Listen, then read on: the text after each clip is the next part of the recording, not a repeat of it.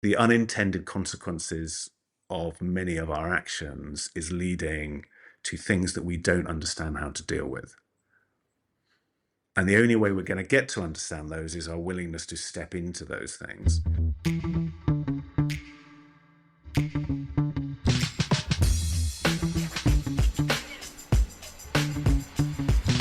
Welcome once again to Relationships at Work, your leadership guide to building workplace connections and avoiding our blind spots.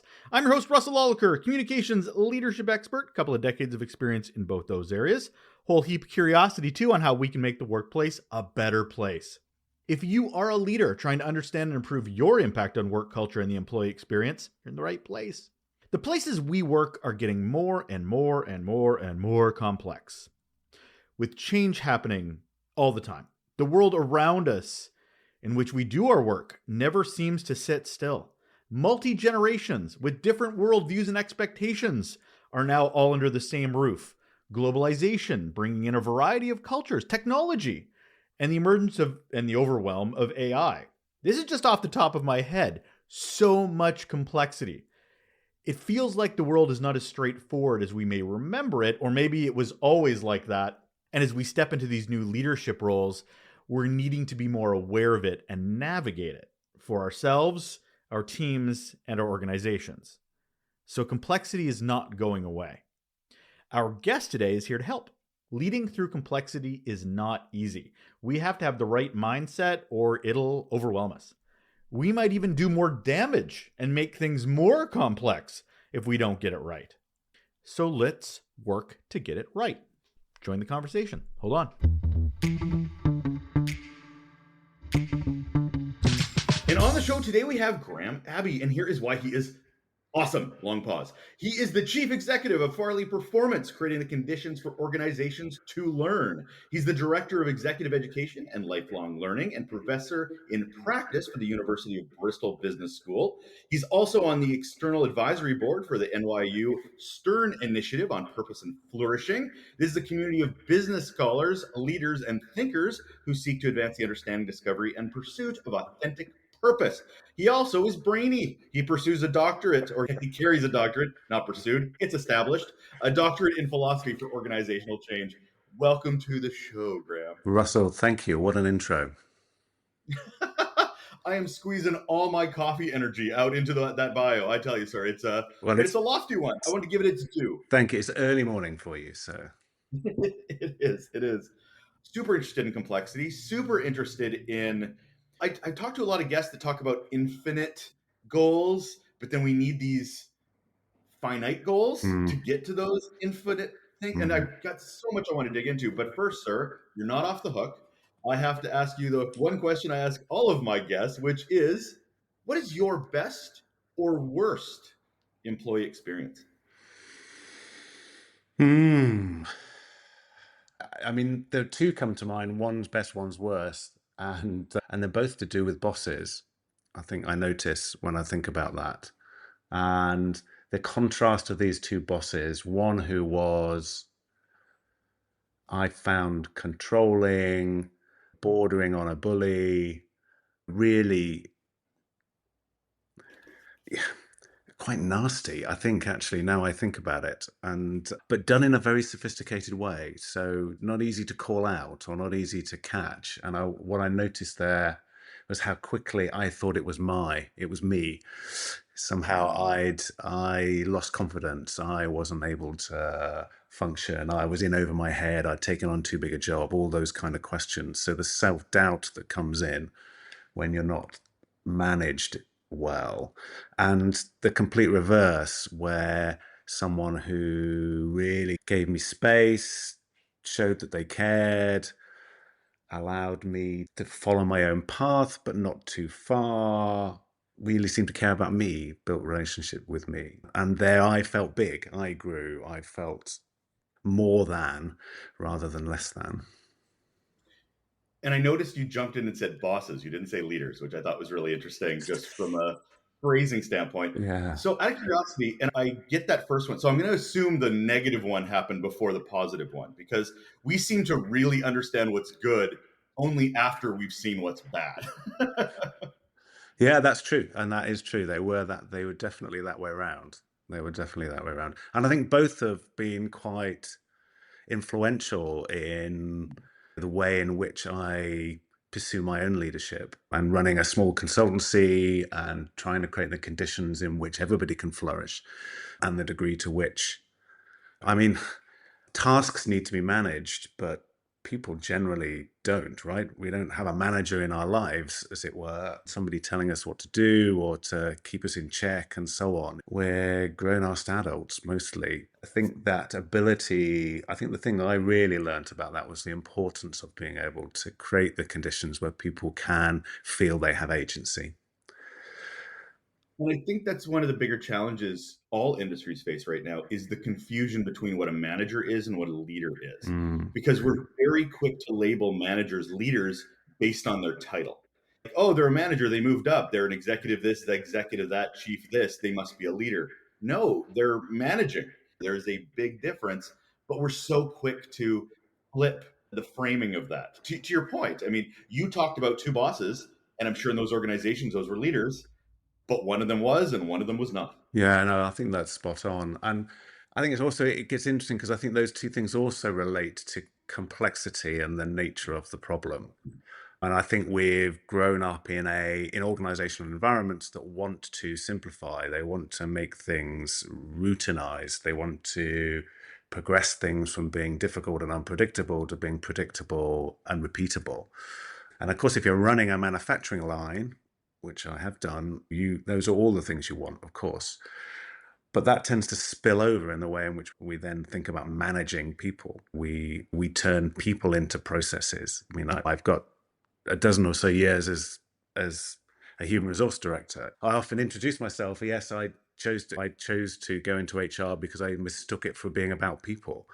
And so often, because of how we think about organization, it isn't about people, it's about process, it's about controls, it's about a lack of trust and putting systems in place in order to build those things. Whereas leadership, for me, comes out in the much more complex when you realize the world isn't just a complicated machine, it's actually something that is fundamentally different from that. It is a complex system in which things emerge that you don't expect to emerge, things where there are no simple answers to the questions, and actually trying to be reductive to reduce them to those simple answers simply gives you a bit of a mess, as it were. This is going to be fun then because I want to ask you to simplify something. So Yeah, well, defining things has become such a staple of the show because it's what are we even talking about? So to start this off, can you sort of from your own experience and your own approach to these things define what you mean by complexity? mm. I love. I first heard this from a Texas professor, Mary Ulbine, who made this distinction between jumbo jets and mayonnaise. And she described jumbo jets as being complicated in that, and I was an aeronautical engineer, was my original qualification. I worked for an aircraft manufacturer. I got to go to Seattle, to Boeing, to be on a jumbo jet when it's being constructed, and it's an amazing feat. The millions of parts that go together, but they only go together one way. And they do come apart again and they'll go back together again. And if one part of it isn't working, you can take that part out and you can put a new part back in. And that's become our dominant metaphor, I think, that mechanical metaphor for how we think about our organizations, how we think about people, right? How we think about that team member who doesn't seem to be working, so maybe we need to switch them out and put a new part in instead. And we think about them as being separate in some way from everybody else and the context they're in and so on. However, she then described mayonnaise as being complex. And it's beautifully counterintuitive. But what happens with mayonnaise? You take two or possibly three ingredients. If you've got a bit of skill and the right temperature, suddenly this third thing emerges, or this fourth thing emerges. This new thing happens called mayonnaise. The eggs and the oil come together, and mayonnaise appears. And it wasn't there. You couldn't find the mayonnaise in the eggs or the oil. And you can't now find the eggs or the oil in the mayonnaise. So you can't go backwards to reduce it back to its original parts. So there's this idea of emergence. So for me, the fundamental definition of complexity is to do with emergence. And that in human systems, particularly, and definitely in business, many of the things that we want in life are emergent properties. They are things that aren't directly within our control. They are products of some sort of apparent magic that happens that leads them to appear out of a set of conditions. So if you think about trust or any form of performance or engagement, if you want to go there, or leadership, even interestingly, these you could say are all emergent properties from a complex adaptive system. So, as a leader in an organization, how do you approach Mhm. complexity? Because, as to your point, you want to make things simple. Yeah. We all do as human beings. We want to categorize things. We want to, you're this type of person and you'll always be this type of person. It's just, or this is your job and that shall only always be your job. Or expertise, subject matter expertise is Mm. always a big one too that I find. It's like Yes. you shouldn't know, you know this one thing, you'll never know anything else. You'll always be that one person unless you move to another job. Communication seems to be one for me that I always note that, oh, you're a communications guy or gal. Okay, but you can't be anything else. Even if you move up, you're still, oh, Yeah. weren't you the communications? Yeah. Like it's almost minimizing their growth and they can't be a complex human, basically. And it's that machine metaphor at play again. It's like you don't put a battery into your watch or whatever. I don't think you put batteries in watches these days. But anyway, you don't expect that same battery to then be something else as well. It was a battery today and it's going to be a pen tomorrow. And we do the same with people, right? We say, you're that. I've now understood you as a part and as a part in my machine. Woe betide you do something that's not that because the machine isn't designed for that. You're not meant to do that. You're meant to do this. And I think, I mean, to your original question, before I rudely interrupted you, around what does a leader do in complexity then? How do you lead in complexity? I think the first thing is around that sense of mindset and noticing how deeply embedded it is and how deeply embedded it is in our language. We like to drive performance. I mean, we're not driving anything. There is nothing, but again, it's a very mechanical metaphor. And the more you start to look at those, the more you start to see how caught up we are in that thinking. So there's a shift there in our own inner world about how we think about things as leaders. More practically, there's a need to let go of, I guess before that, I'll just put a caveat on this. Not everything is complex. So not everything in your organization is complex. And therefore, there is a choice to be made around the nature of what it is that you are leading or managing. Because we still need some management, right? So we need management of tasks, particularly. We need management of processes.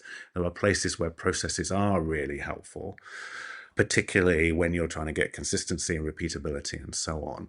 This day and age, the more those things can be automated, and they're increasingly automated, the more so. And clearly AI is going to take us even deeper into that territory. So you don't approach everything this way, but you've got any significant people component, if you're in any form of knowledge industry, and increasingly, of course, we all are, there is something about the way in which you have to let go of the notion that you have got a simple cause and effect going on here. So you can't determine your outcomes in the way in which you'd really like to. And the way in which, again, we've set up our organizational systems to expect, right? So we like to put we love a KPI. We love a measure, and that's very machine-like again, right? Isn't it? You need a dial, you need something to tell you how hot the oil is, or whatever. So, we desperately want to be able to predict things. We want to put plans together. We want budgets. We want estimates. We want to predict all of these things. We want to act as if the world is predictable.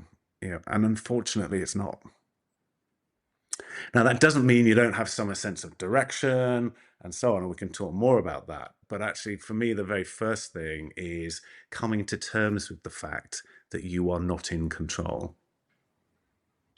And I want to talk about the sense of direction because I see that complexity, but we're complexity on complexity on complexity. Because, for example, there's a lot of mayonnaise out there, to be for lack of a better metaphor, and but it's also the mayonnaise of today.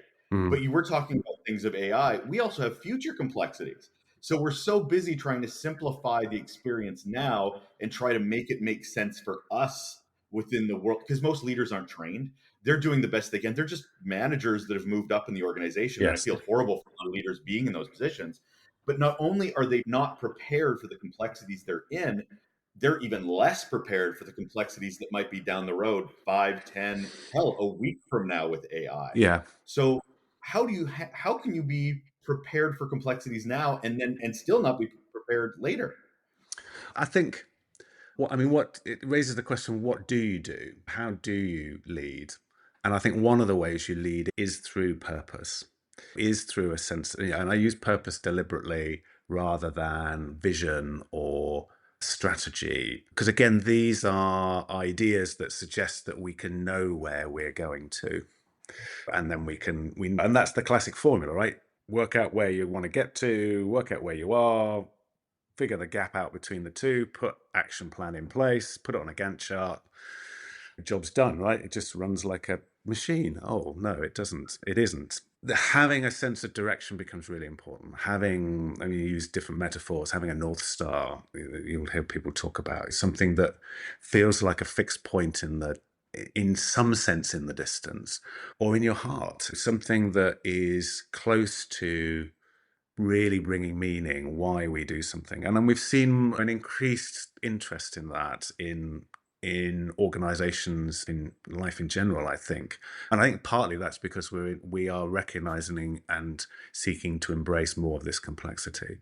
So in this choppy sea of everything that's going on, having something that's a light to guide us or something to grab hold of at those difficult moments is extraordinarily helpful. Then I think you have to start to think about, what can I do? And I think what you can do is you can begin to think about, what are the conditions that are most likely to bring me success? What are the conditions that I can create in my organization around me, my team around me, whatever it might be, that from which what I want is going to emerge. So if you start to accept emergence, an interesting question, this is a Nora Bateson term, what is the submergence? What is it that we're submerging now in order that the thing that we want can emerge? Or what are the conditions for performance or whatever it might be that we think are going to be important in this? I think to try and bring it to life, a really nice example of it. Farleigh Performance, you introduced us at the beginning of the show. We are strongly associated with a professional rugby team here in the UK, one of the top 10 teams in the country. And it's been fascinating watching their performance over the last 3 or 4 years, and essentially watching them go from the bottom of the table to, fingers crossed, where we are at the moment, at the top of the table. And part of that has been a shift and change in the director of rugby, the head person on the sports side of the organization. A South African, Johan van Graan, has come in and I think for me has typified many of the things that I'm talking about. He's come in with a sense of vision, and he has both held a vision for himself and really questioned that and built that with the team. And the team includes not just the players, but also the full support staff around them. And properly questioned that, properly, because if you've spent the last 2 years losing every game, it's pretty hard to convincingly have an ambition that is to be the best club in the world and for it to be authentic for you. So he's worked hard on that. But what he's also done is he's articulated the ingredients that he sees in that vision. And it exists as a sort of slightly dodgy piece of PowerPoint that's got lots sort of pieces to it and levels and words and so on. And in many ways, the words aren't the important thing here, but there's an articulation in his words, in his sort of Afrikaans English, of what he sees as being vital ingredients. And this is a thing that's now plastered on the wall. It's referred to at pretty much every review session each week and after training and so on as a touchstone. But where I think he's been smartest is a real recognition that whilst these may be the ingredients, you don't really know how much of each of them you need at any moment in time. So the pathway to bring these ingredients to life depends what happens. So you've got to look at your situation and decide. So one of these ingredients, as you might expect, is about physical conditioning. So, we're going to be the fittest, strongest that it's humanly possible to be. And I think coming in, his view was that the team was way below par. And in fact, I've heard him say he felt the entire English Premiership was way below par. And that's been and still remains a core activity and focus he gives. He's creating that condition and maintaining that condition. But then bringing others in and focusing on some at certain times, some on others, depending what's happening. But there's a consistent sense of what those ingredients are, and everybody can see those ingredients, and yet we are flexible in the way in which we act to strengthen those, depending what emerges. Depending on the emergence that we're seeing, we're flexing those ingredients.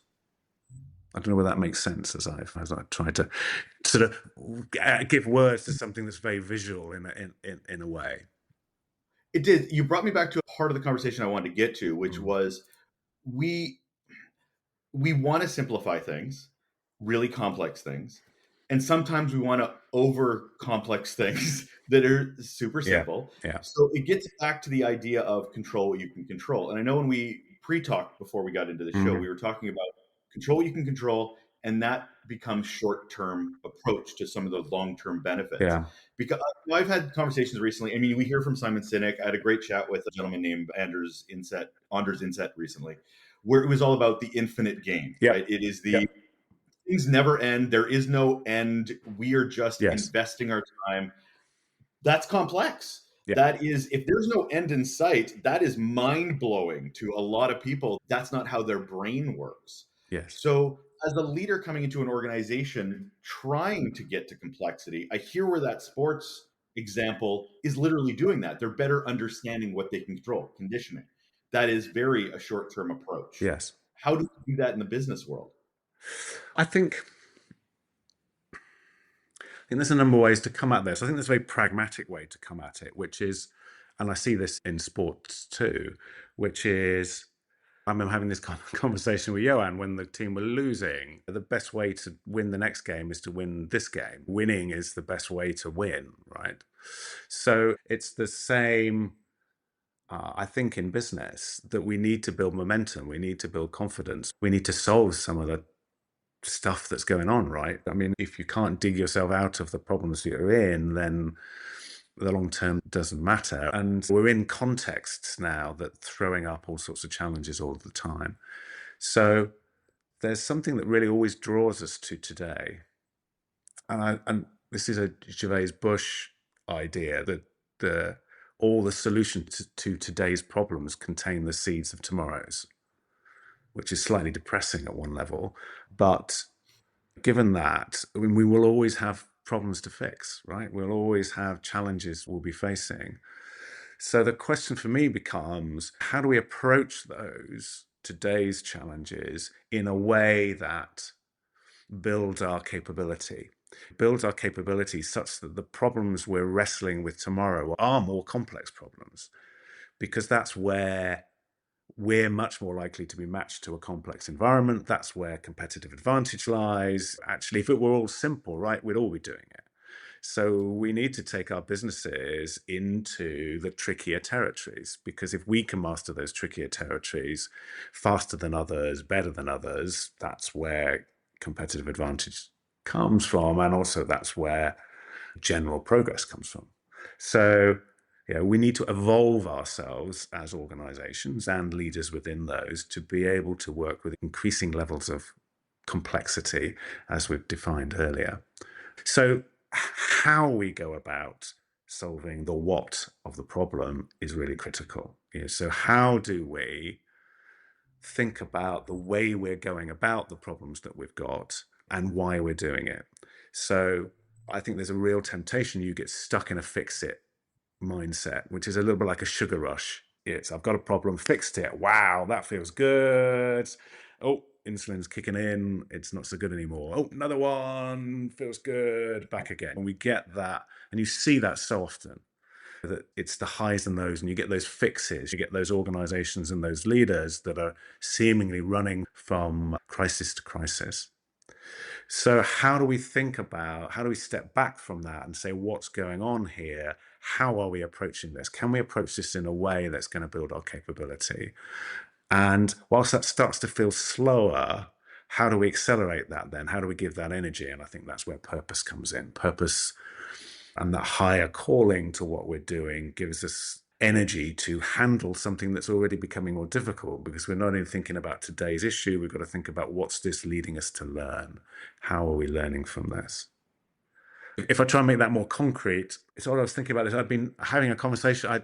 I got a ride home with somebody from our Christmas party, and they were asking me about my career and what I'd done, and I was telling the story of how how I went from being an engineer to being in HR.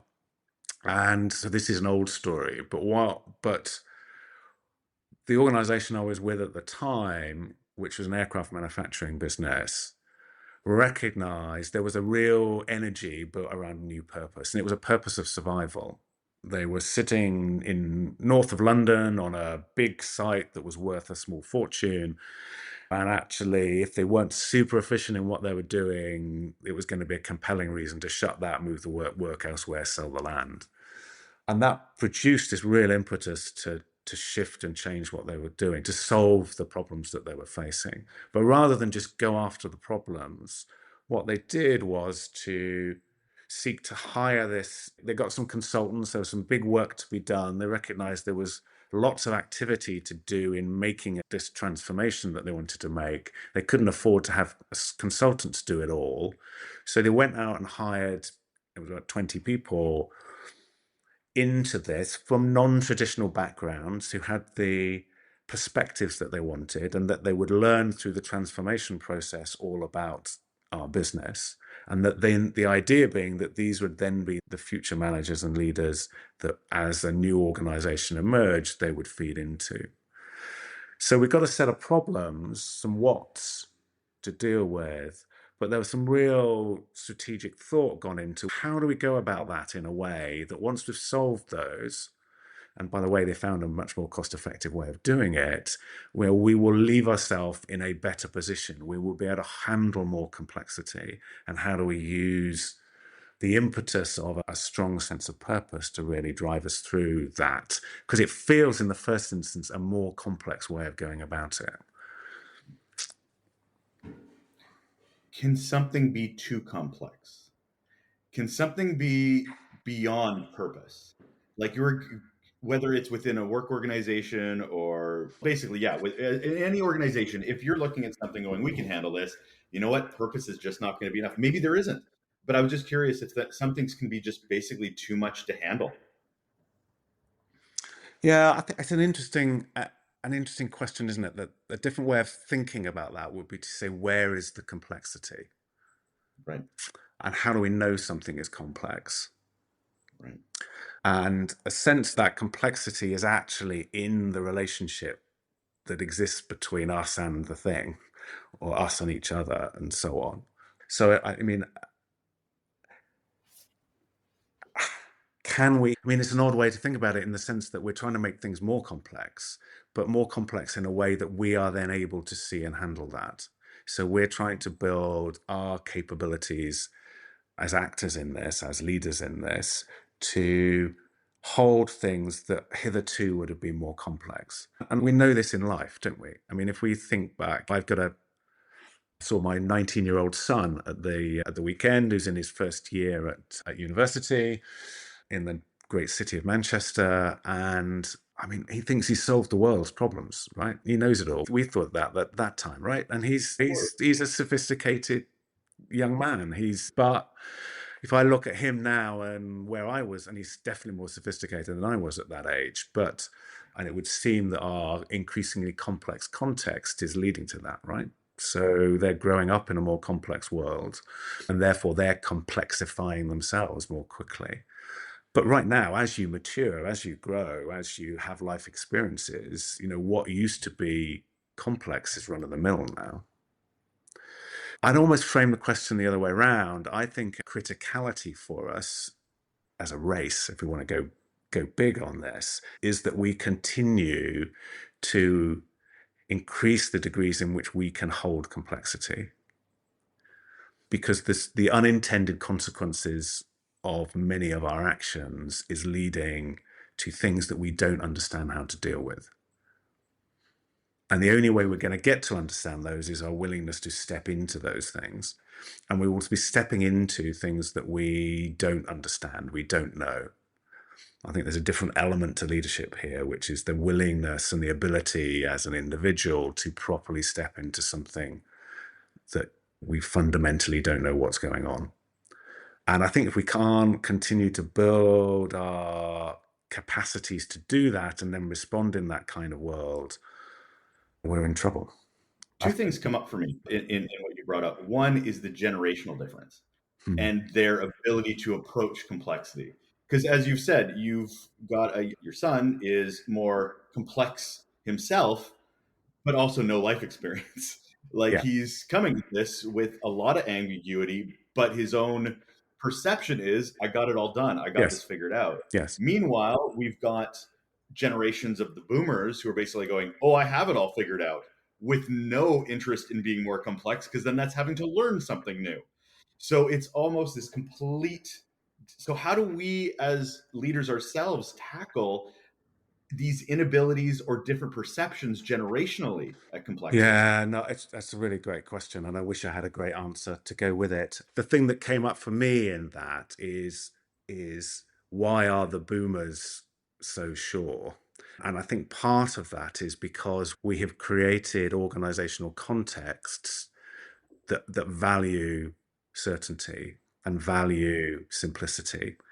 And in some senses, my hunch is that we have arrested people's development, if you like, that natural complexification that goes on in adulthood has been stopped by organizations that say you need to know the answer, you need to be on top of it, you need to hit your KPI, you need to sort it out, or we'll find somebody else to sort it out. All of that sort of certainty driven, complicated rather than complex thinking, that machine metaphor again, has sort of capped almost like a generation.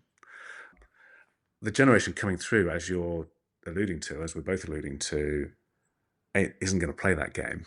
They're entering a very different world, and they're looking forward and saying, you guys have screwed this. I was going to say something else there. These guys have screwed this up, screwed this up for us. We're going to do something different here. Now, I think as you're saying, there's this really interesting tension that they're definitely holding much more complexity. I mean, I've got a 16-year-old Nell who, even between the difference between her and Dan at 19, her lived experience of the sort of different gender, the understanding of gender, her experience, the number of non-binary friends she has, this is a whole. I mean, this go back to our upbringing, that we wouldn't even have understood. It was not understandable in any sense. Very natural for her. It's even different, and she's been exposed to that sooner than Dan has. So there's all of these things that are leading to us developing more capacities earlier, I think, which is fundamentally a good thing. And to your point, we now need to match organizational life that can use that, but bring real world experience to it, to build judgment that goes with that. So it's possible to be able to hold and operate in a way that holds more uncertainty. But if I come back to Johan van Gran at Bath Rugby, he's making calls based on very subtle judgments around what's going on in the context. In terms of, do we push here? Do we push there? Do we pull back on that? Do we move this? What do we? Now that comes from experience. So I think that we've got interesting times ahead. But there's a bit of me that's really optimistic about this generation coming through. Right? It's a generation, as every generation has its challenges. But it in itself is a complexity, right? Which I think is partly what you were getting at. We're now in businesses with multiple generations, and we're trying to lead multiple generations.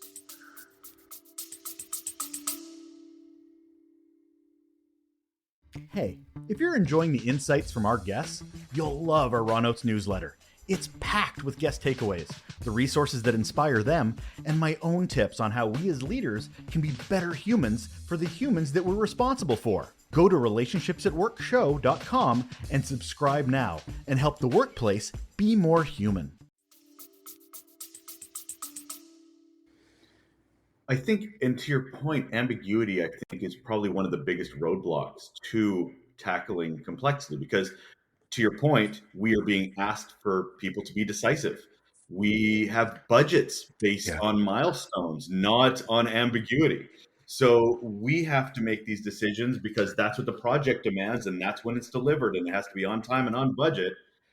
But within a complex world, it's a little more complicated that because you have to make decisions while being comfortable with ambiguity yeah. because complexity doesn't come with these answers. I don't, what would you recommend leaders start paying attention to prepare themselves? Because, I mean, as much as we're talking about how to approach complexity, there's all this work that we need to pre-do before we become leaders to be put in these Yeah. situations. Where is this development? Where is this learning do you think that people should be paying attention to?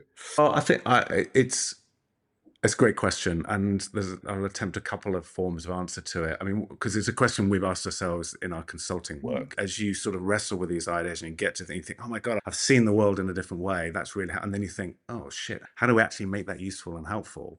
One of the things that we've focused in on is a little acronym, HARD, because this tends to get talked about as being the soft stuff, right? And it doesn't feel that way at all. It's the hard stuff around a shorthand for what are some of the critical conditions. So if you say, look, it's all about creating the conditions in which performance can emerge, well, what are some of those conditions?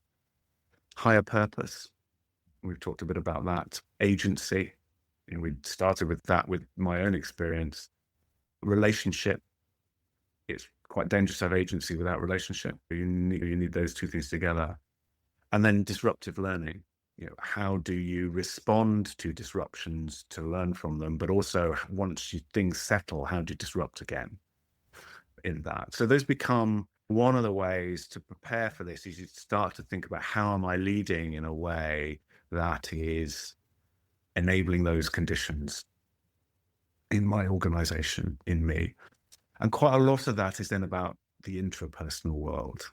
Leaders' relationship with themselves. I think that, again, if I stick on this sports thread, we've seen increasing acceptance of the impact of mental skills in what's often been a very physical world. And the mental game has become a significant source of advantage for teams that embrace that. And I think it's absolutely the same in leadership, in business and organizational leadership. That we as leaders have a responsibility to understand more deeply our own drivers, our own histories, our own hang-ups. There's a Ken Wilber phrase, he talks about a need to clean up, wake up, and grow up. We need to deal with our histories. We're all shaped by our upbringings. We're all shaped by things that have happened for us in the past.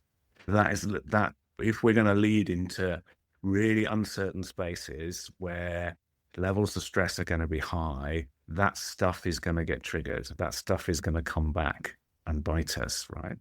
So we've got a responsibility for cleaning that up. We need to do the work to understand who we are and what's got us where we are.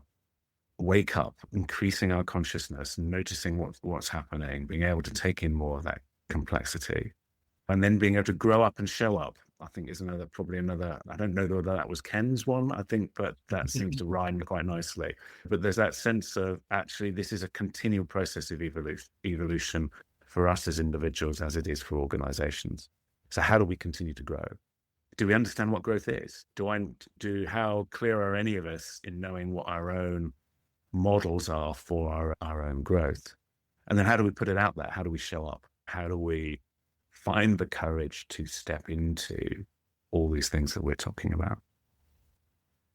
In your experience working with organizations, helping organizations learn to learn and so forth, what have you felt is one of the most effective tipping mechanisms or aha moments? What has been really effective in your world of going, oh, this is how you, sort of, I guess, putting the light bulb on for people who don't understand complexity because they're sitting in the jumbo jet and they're just replacing cogs and wheels.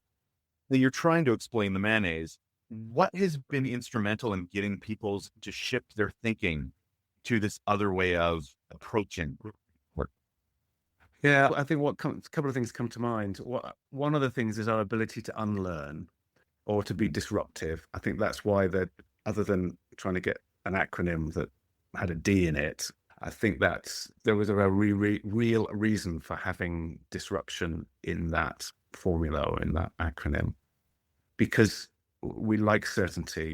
Particularly if we are already in a leadership position, we got here by doing certain things. We think we understand the world. We've built a narrative. We haven't talked much about narrative. That would be another framing for all of this, that we've built our own story.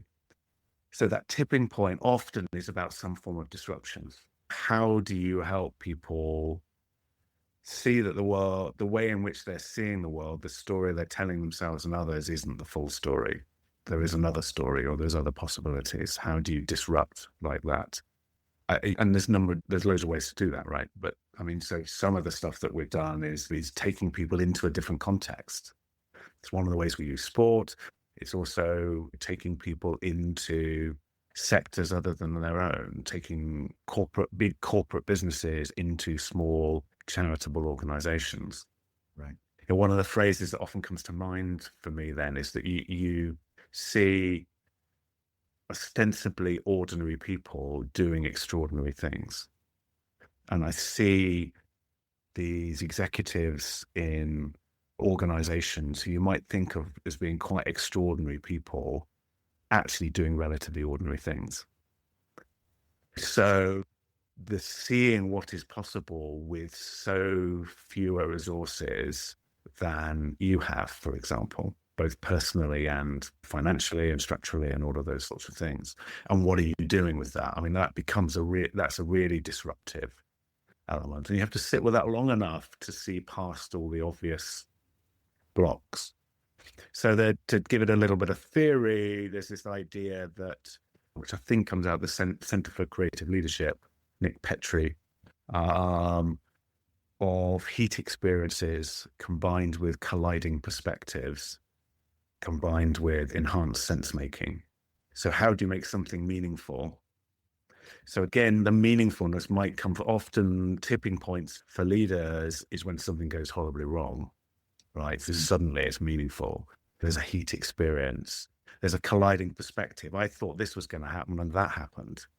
Or if you're creating that as a learning environment, how are you bringing disparate and different voices in? How do we bring a more diverse set of voices into a particular issue? How do we see this from the completely opposite perspective? And then how do you make sense out of that? How do you support people in not just dismissing that? Well, this is not what my business is about, or this is not who I am. I wouldn't do that. To really holding sort of feet to the fire of seeing that, but really making sense of that, rewriting your story, rewriting your narrative.